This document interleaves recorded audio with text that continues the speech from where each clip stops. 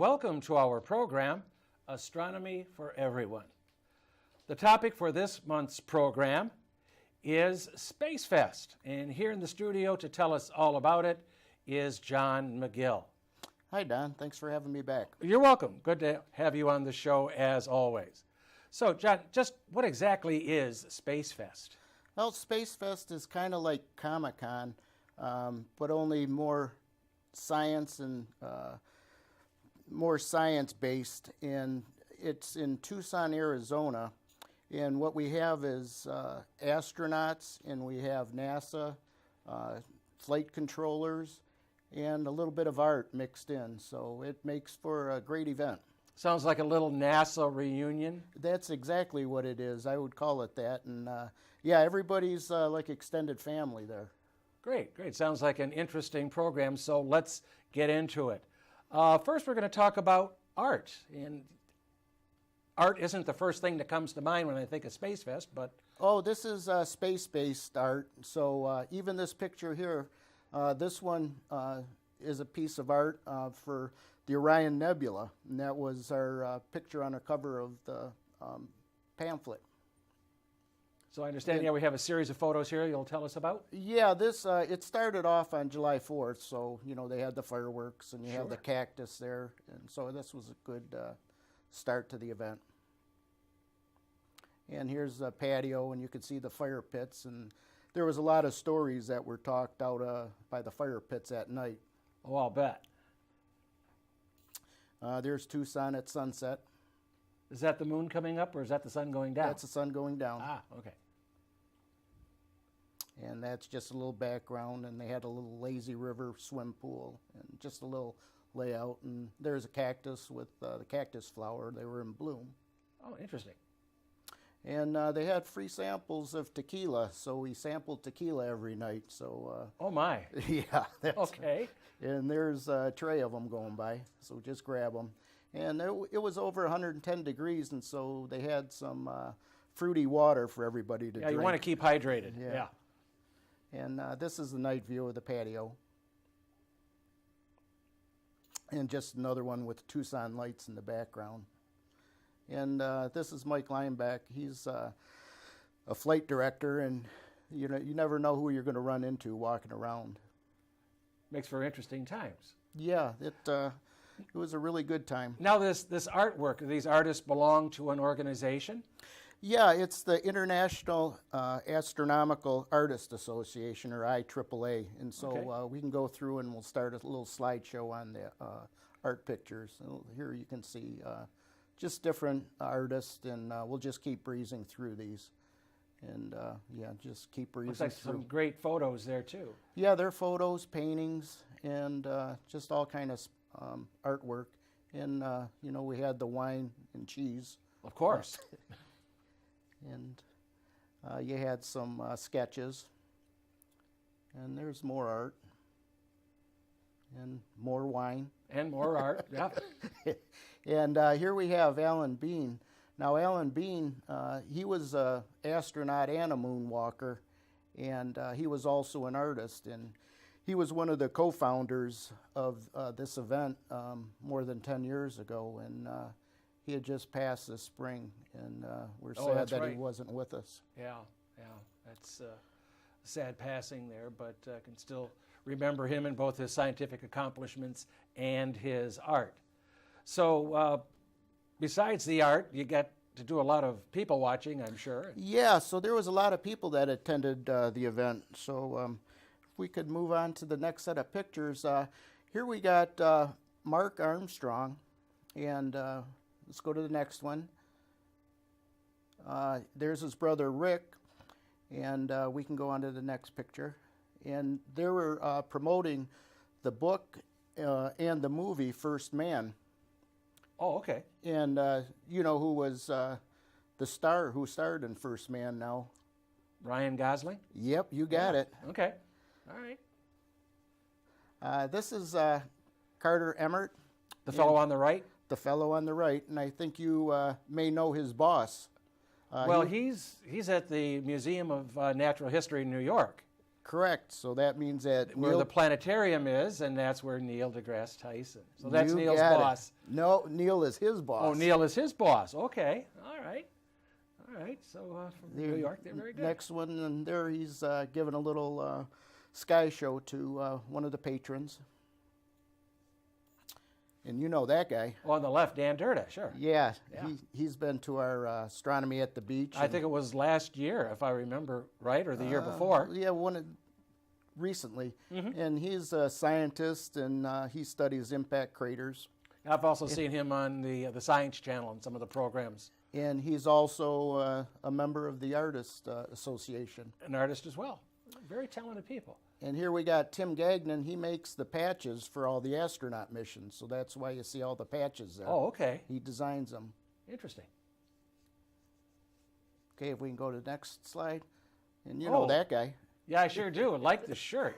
Yeah, that's The shirt, yeah. that's a special shirt. It has actually pieces from the thermal blankets from the Columbia Space Shuttle. And if we go to the next, that's my soul sister. She actually made that for me. She works at NASA, and she made the thermal blankets during the Space Shuttle era. Oh, no kidding. Oh, that's quite interesting. And there's a kind of a mock-up of a CubeSat, so you can kind of see the size of CubeSats. You know, these are the ones where they send, about 100 up in a spaceship, and then they launch them. And, Oh, yeah. Okay. Okay. And this is actually what's called the AGC, or the Apollo Guidance Computer. And this was in the Apollo space capsule that went to the moon, and also in the lunar module. Oh, okay. So this goes back. Yeah, this they're trying to get this working for the 50th anniversary. Yeah, next year. Yeah. Yeah, and Yeah. so if we can go to the next slide. This is also a computer, but this is from the MOLE, or Manned Orbiting Laboratory, which was just recently declassified, I think in 2015, so we couldn't talk about it until now. Okay. And this one is not working, but it's for sale for $1.5 million. Will they take a check? It looks like it's been around a long time, just from the design, and it's, yes. Okay, let's go to the next one. Yeah. And there was also an Apollo simulator there, so you could pretend you were on the Apollo command module and flip some buttons. Oh, no kidding. That's what the inside looks like. Wow. Now, I understand there were some astronauts there as well. Yeah, we had all kind of astronauts, and we'll talk a little bit more about them in the next segment. But the big thing that was really neat about this was you could go to Starbucks, in the lobby in the morning and have breakfast, and you could see like Al Warden. He would be down there having his coffee. You go sit at a table, and you'd start talking with him, and he would start telling stories. Or out on the patio at night, like I said, there was 3 fire pits, and so it was like you were camping, and you had, telling ghost stories, but here you're telling, space stories. Stories from astronauts. And stories from the moon. Yeah. And Oh, so, my goodness. Yeah. it was just totally unbelievable, and everybody was just so touchable, you could, or approachable. You could go up and just start talking, and you never knew who you were going to run into walking through the halls, whether it was a moonwalker, or a shuttle commander, or, even from Skylab, the old Skylab. Okay. So it sounds, as you were just saying, a very intimate setting. It wasn't like all of those, famous folks are up there and all the rest of us are down here. No, that was, as a matter of fact, when I was leaving, Sally Poor, she was the host of the event. And when like I said, when I was leaving, I went up to her and I gave her a big hug, and I said, I didn't know what to expect, when I first got here, but after this event, I get it. I says, this is your extended family, and you treat everybody like extended family. And that's great. Yeah, it was an event that I'll never miss again. Okay, this was your first time going This was my first time, and this was Spacefest 9. And Next year will be Spacefest 10, and that's going to be at the same place in Tucson, Arizona. Okay. So anybody that wants to go, it is a must if you're a space junkie. Okay, they don't have any dates for that yet, but I suppose, like you say, they could just go online. And... Yeah, you'll have to go online and Google Spacefest 10. Okay, all right. It sounds like a very interesting place to attend. I mean, the weather's hot, but it's nice. Yeah, it's in the triple digits, but you're inside most of the time. You're hardly ever outside. So. Okay, all right. Well, we're going to take a few minutes for a quick break. If you have any questions, please send us an email. We look forward to seeing those. The address is located down there at the bottom of your screen. And coming up next is term. Hi, Don, and thanks. The term of the month is Orion Parachute System. The Orion Parachute System consists of 11 parachutes that perform in a choreographed dance after the capsule has slowed down from speeds exceeding 2,500 miles per hour to approximately 325 miles per hour on its own by atmospheric resistance. The dance starts when the forward bay covers are separated from the capsule and 3 parachutes deployed at 26,500 feet and at a speed of 325 miles an hour. 2 drogue parachutes are then deployed at 2,500 feet with the speed of the capsule at 300 miles per hour to help slow down the descent and keep the capsule in the right orientation. At 9,500 feet and approximately 130 miles per hour, the drogue chutes are released and 3 pilot chutes are deployed to lift the 3 main parachutes. At 9,000 feet, the 3 main parachutes will slow the Orion capsule from 130 miles per hour down to a landing speed of 17 miles per hour. And here you see some of them. This was a test of this system, the final test, and it was on land, but it will go into the water on final when the Orion lands. And now back to you, Don. Welcome back. We're here talking today with John McGill, and he's telling us all about his experiences at Spacefest 9. So, John, I understand there were a lot of astronauts there. Can you tell us about it? Yeah, there was quite a few astronauts, and there was actually, if we can show the next slide, and there was actually 3 rows of astronauts in astronaut row, and here we go. So you can see how many astronauts and flight directors and flight controllers. So there's actually 2 aisles with 3 rows, so there was quite a few. I guess. Yeah, and here we have Charlie Walker, and he was a shuttle astronaut. And here we had 2 flight controllers, Milt Heflin and Dutch Van Ehrenfried. And here, this is Fred Hayes, and I think you should remember Fred Hayes. Oh, that was Apollo 13. Yep, you got Yeah. it. And this is Anna Fisher, and she was one of the female astronauts. And here's one of her bosses coming to give her a hug, Milt Heflin. Okay. And Dee O'Hara, she was the Apollo astronauts' nurse, so she's got some stories she can tell you about some moles or whatever. And you know who that is. Looks like Jack Lausma. Yeah, he's a U of M, or University of Michigan grad, so yeah, he was there. He's from Skylab and also the Columbia Space Shuttle. And we got Jerry Griffin, he was a flight director. Now the flight directors, they're the top dogs, and then they had all the flight controllers underneath them. Okay. And that's Hoot Gibson. And that's Vance Brand. He was, I think he was Apollo and Space Shuttle. And Catherine Thornton, she was another of our female astronauts. And here's Clay Anderson, and he's just getting a little goofy with one of the patrons. Like I said, this was your extended family here, and everybody just, you know, you were part of the experience. It wasn't about... Very casual, loose, laid-back atmosphere. Okay, next. Here's Walt Cunningham, and if we go to the next photo, Walt was on Apollo 7, so this was the first mission back for the astronauts in space with Apollo after the fire on the launch pad. And, Oh, yeah.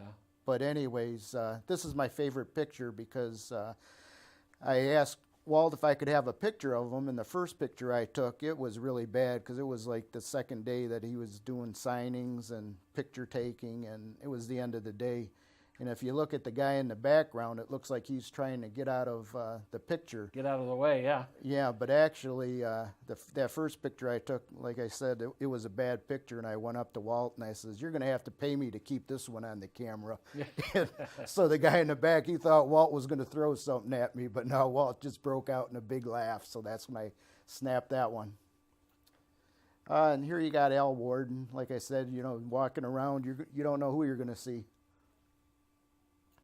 And you know who that is. Oh, absolutely. Mark Kelly and his wife, Gabby Giffords. Yeah, and that's Sally Poor, our host. And now Mark and Gabby, they weren't scheduled to be there at all, but they just came because, like I said, this was like a reunion, so they just came to be with their friends, you know, the other astronauts, and here they're getting hugs, and the next picture will show another hug, and yeah, it was real intimate. There's Al again taking pictures. You can see how he enjoys taking pictures and being with his fans. Absolutely. And there's Fred Hayes again. Like I said, you don't know who you're going to run into while you're walking around.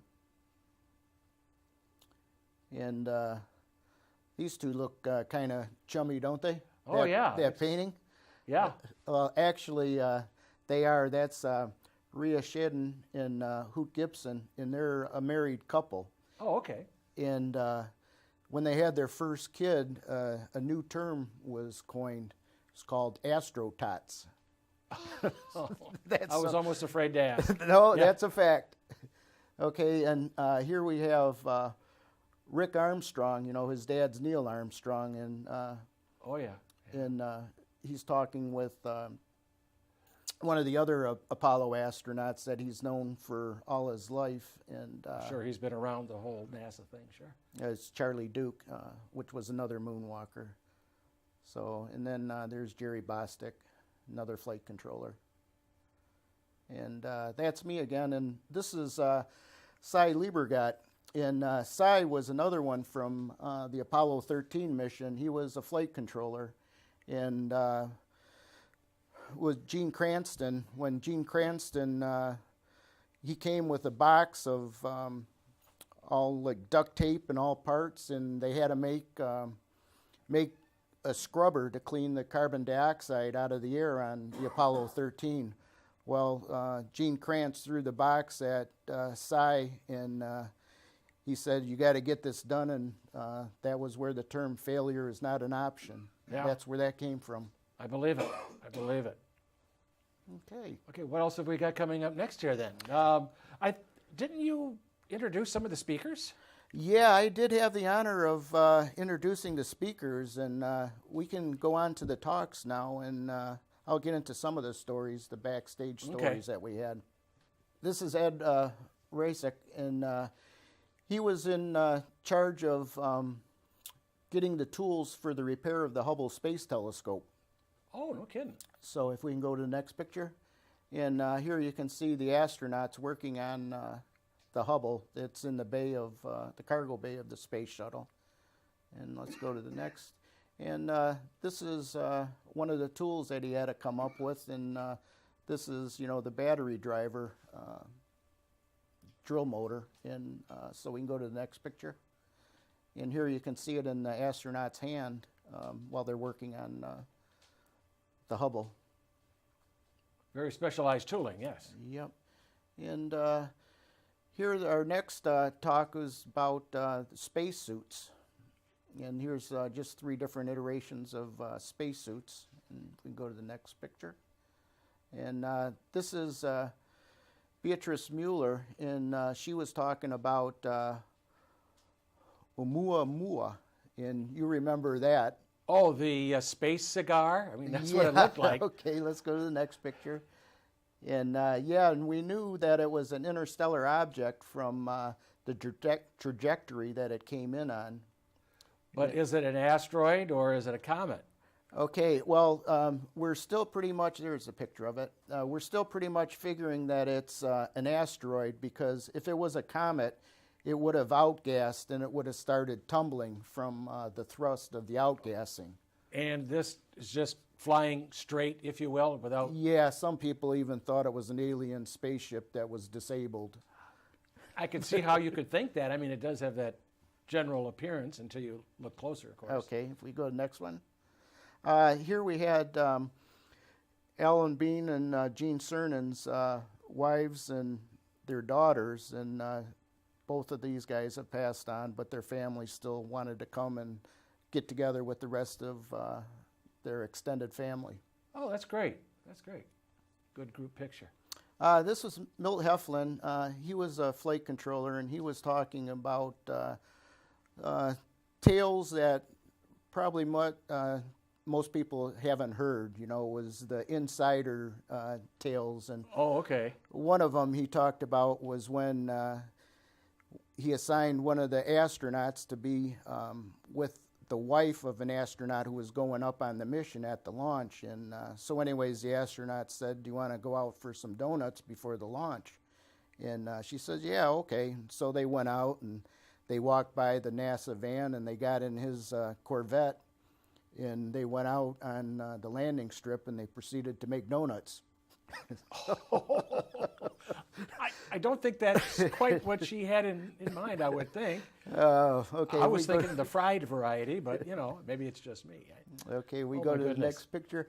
Milt Heflin, he had his co-author there, and his name was Rick Houston.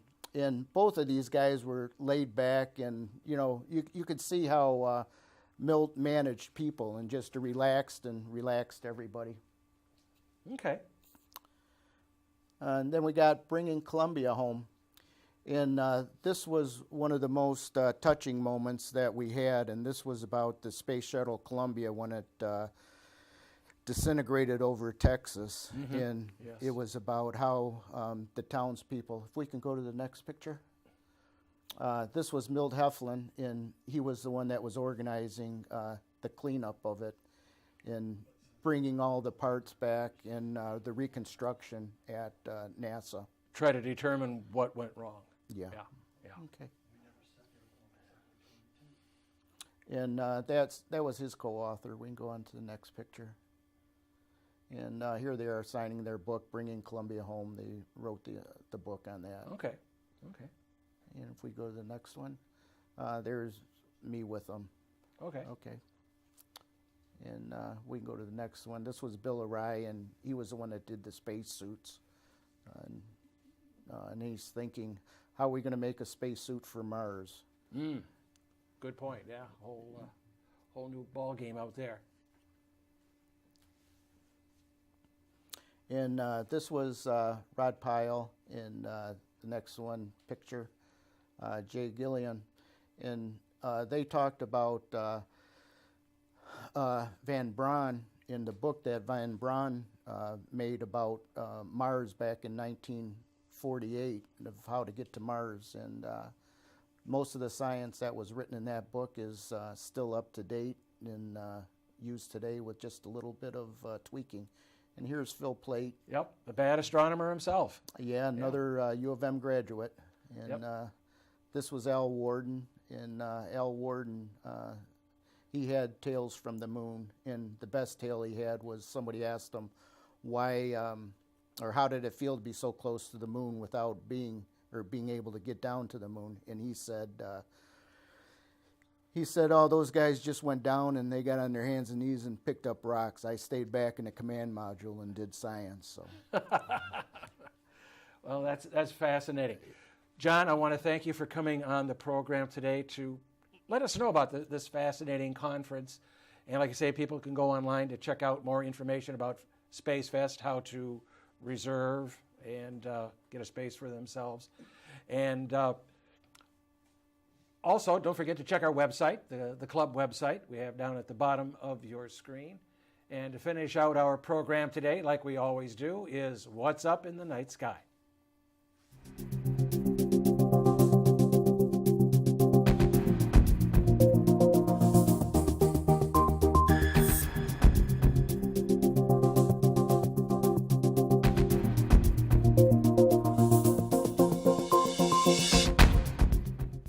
Thanks, Don.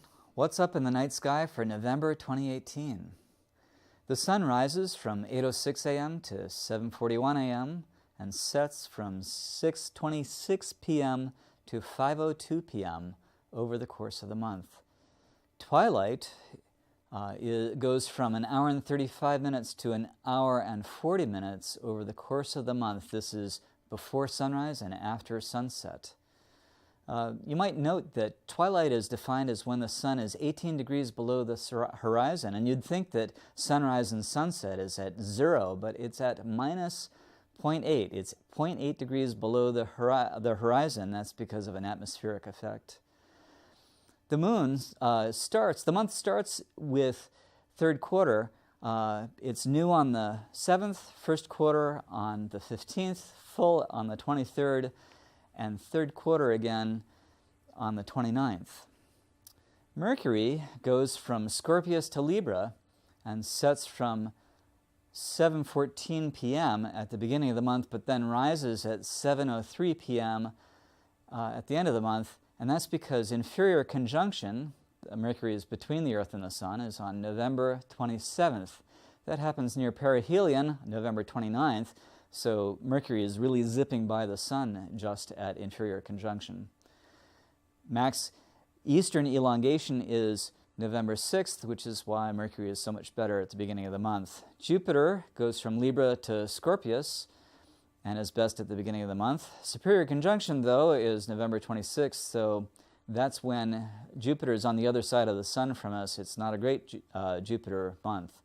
Saturn is in Sagittarius, sets from 9:39 p.m. to about 7 p.m. It's best at the beginning of the month. Pluto is also in Sagittarius. It's not great, though, like Saturn, because Saturn is so much brighter and this is so close to the Sun. Venus is in Virgo and sets from 5:30 p.m., but rises at 4:20 a.m. It's best at the end of the month, in the morning. And then finally, Uranus is in Aries. It's up most of the night, but it's best from midnight to 10 p.m. Because it's higher in the sky. And Neptune is in Aquarius and sets from 3:25 a.m. to just a little after midnight. And it's best from 10 to 7 p.m. over the month. Now, the 17th has the Leonid meteor shower. It's really best after that first quarter moon sets, so after midnight and maybe a little bit later, or maybe even the morning of the 18th. Remember, dress warm, not just because it's November. It can get really cold at night. And that is What's Up in the Night Sky. Remember, our show is free, but we may tax your brain.